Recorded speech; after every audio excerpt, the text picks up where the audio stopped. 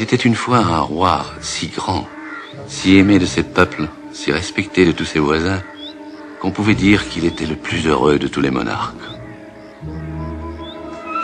Son bonheur était encore confirmé par le choix qu'il avait fait d'une princesse aussi belle que vertueuse. Et ses époux vivaient dans une union parfaite.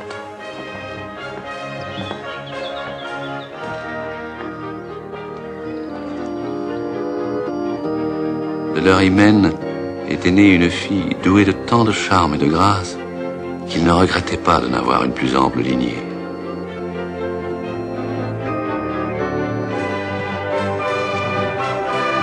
La magnificence, le goût et l'abondance régnaient dans son palais. Les bâtiments étaient magnifiques et les écuries vastes et remplies des plus beaux chevaux du monde. Mais ce qui surprenait tout le monde en entrant, c'est qu'au lieu le plus apparent, un âne étalait ses deux grandes oreilles. Cette injustice peut vous surprendre, mais lorsque vous saurez ses vertus non pareilles, vous ne trouverez pas que l'honneur fût trop grand.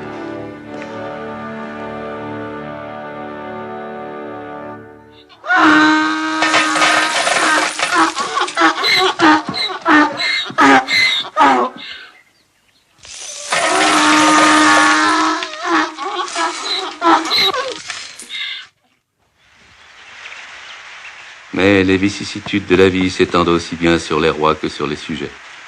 Et les plus grands biens sont toujours mêlés de quelques maux.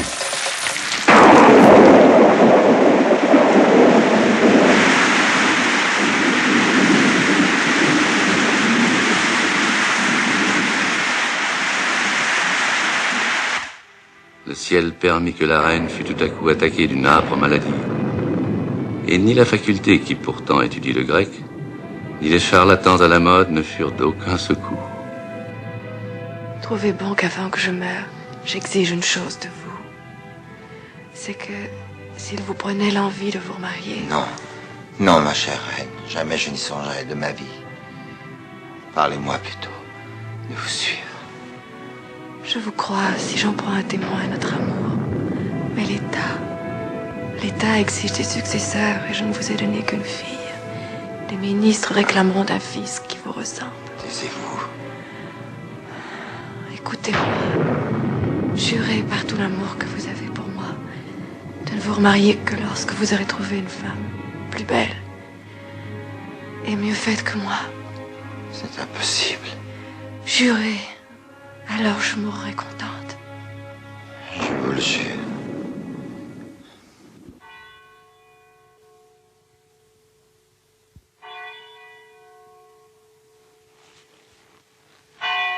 La reine est morte. La reine est morte. La reine est morte. La reine est morte.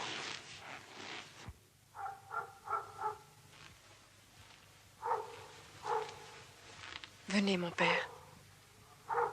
Laissez-moi, mon enfant. Je ne veux plus vous voir. Jamais.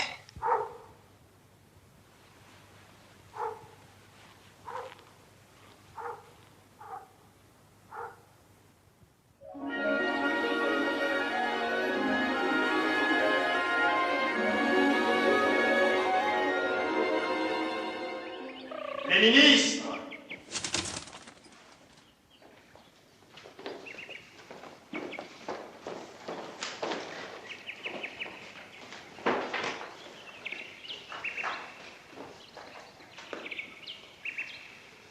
Je vous écoute.